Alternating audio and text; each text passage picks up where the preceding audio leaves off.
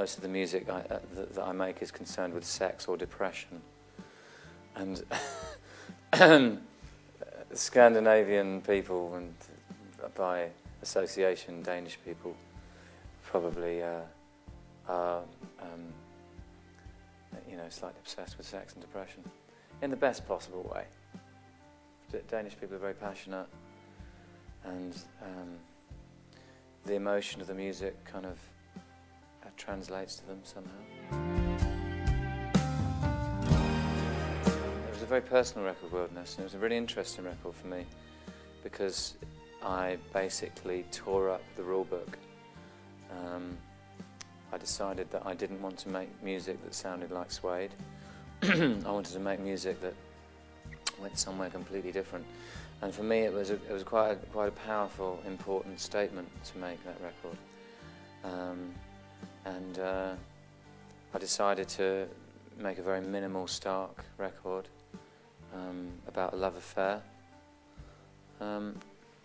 But for me, probably the most important thing about it was that it was a statement. And I feel as though I'm really now starting to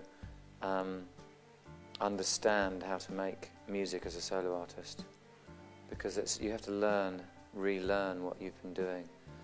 It would be very boring and predictable of me to just try and make music that sounded a bit like Suede but not quite as good.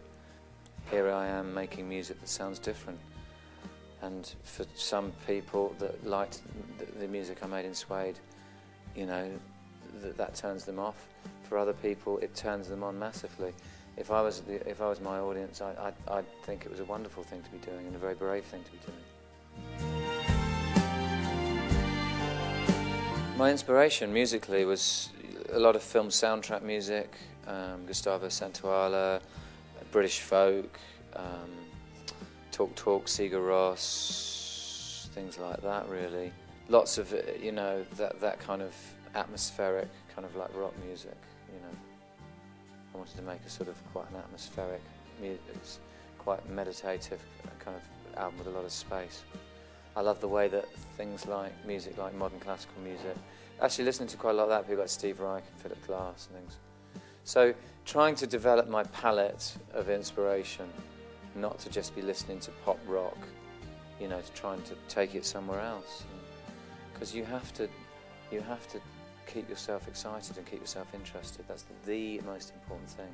The golden rule to making music is, if you don't love it and if you're not excited by it, no one else will be.